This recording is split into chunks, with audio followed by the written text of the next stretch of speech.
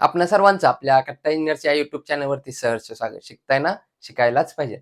आज आपण या व्हिडिओमध्ये इंजिनिअरिंग मेकॅनिक्स या सब्जेक्ट मधील सिंपल लिफ्टिंग मशीन या चॅप्टर मधील स्क्रू जॅक यावर डिपेंड न्यूमेरिकल नंबर 2 पाहणार आहोत. यापूर्वीच्या व्हिडिओमध्ये स्क्रू जॅकचा वेलोसिटी रेशो व्हीआर फॉर्म्युला कसा येतो, त्याचप्रमाणे यावर डिपेंड न्यूमेरिकल नंबर 1 पाहिलेलं होतं.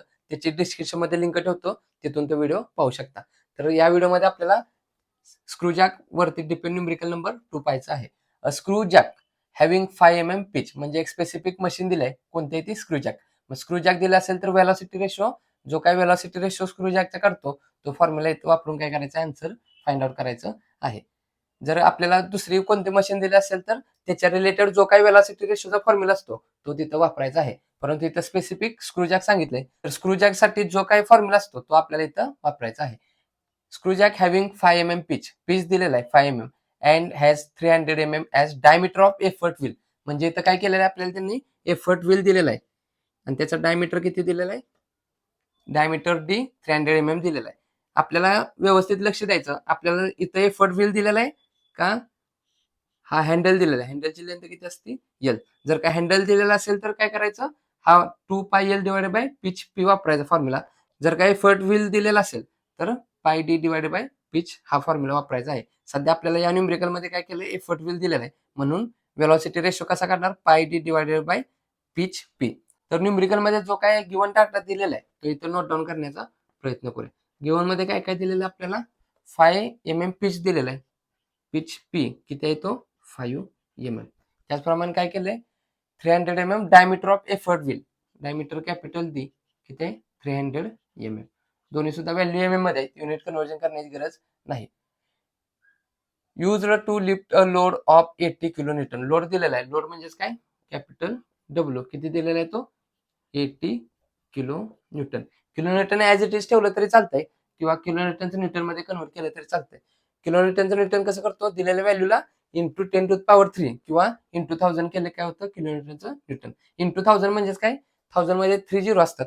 दिलेल्या व्हॅल्यूवरती डायरेक्ट काय करायचे, 3 झिरो द्यायचे. हा 80 आणि त्याच्यावरती 3 झिरो, 1 2 3 हा झाला किलो न्यूटनचा न्यूटन मध्ये कन्वर्ट. नेक्स्ट बघा, find velocity ratio.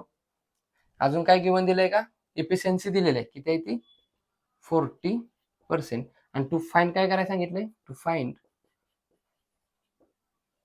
Find velocity ratio V R आणि काय एफर्ट पी, या दोन गोष्टी आपल्याला फाइंड आउट करायला सांगितलेल्या आहेत.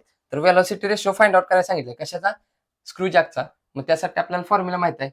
एक आहे तो, जर का आपल्याला हँडल दिलेला असेल, हँडल किंवा लिव्हर आर्म दिलेला असेल तर एल, परंतु आपल्याला इथं लिव्हर आर्म किंवा हँडल दिलेला नाही, म्हणजे हा फॉर्म्युला आपण वापरू शकत नाही. नेक्स्ट दुसरा कोणता, एफर्ट व्हील दिलेला असेल तर आपल्याला त्यांनी दिलेला आहे एफर्ट व्हील, म्हणजेच याच्यासाठी आपण फॉर्म्युला हा वापरू शकतो.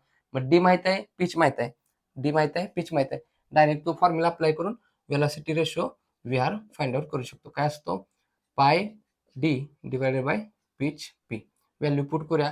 पाय as it is, diameter D किती दिलेलं आहे 300 डिवायडेड बाय पिच पी किती आहे 5 mm. Therefore velocity ratio V R किती येणार, ब्रॅकेटमध्ये शिफ्ट धरून एक्सपी दाबल्यानंतर pi into 300 bracket complete divided by 5.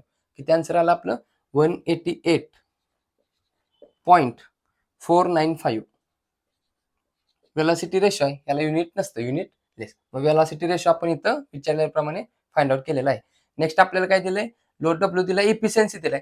Efficiency दिलाय म्हणजे इफिशियन्सीसाठी आपल्याला फॉर्म्युला माहित आहे, काय असतो, efficiency is equal to output divided by input into 100. परंतु आउटपुट इनपुट इथं दिलेलं नाही. मग नेक्स्ट फॉर्म्युला वापरायचा कोणता असतो, mechanical advantage M A divided by velocity ratio V R into 100.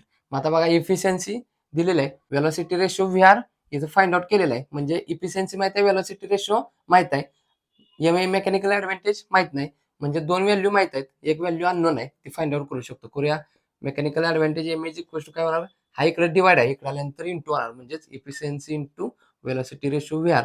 हा 100 इकडे इंटू आहे, इकडे पाठवल्यानंतर डिवाइड होणार, डिवाइडेड बाय 100. व्हॅल्यू पुट करूया. इफिशियन्सी किती आहे 40 into velocity ratio V R find out केलं आहे, किती आहे 188.495 डिवायडेड बाय 100. कॅल्क्युलेट करूया.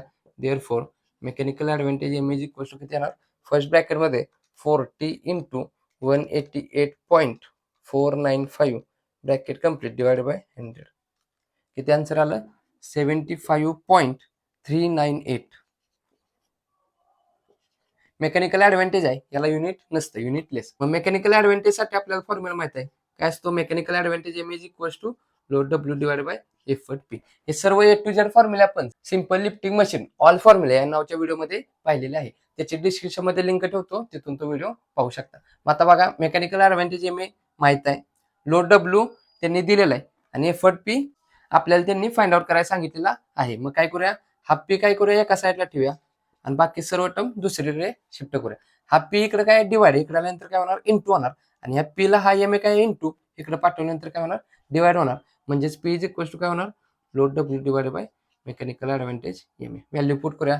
Load W 80 kilonewton. किलोन्यूटनचं न्यूटन कसं केलं, दिलेल्या व्हॅल्यूवरती 30 कारण इंटू 1000 करत असतो, divide by mechanical advantage M A किती आहे, 75.398. देअरफॉर एफर्ट पी किती आन्सर येणार, 80,000 डिवाइडेड बाय 75.398.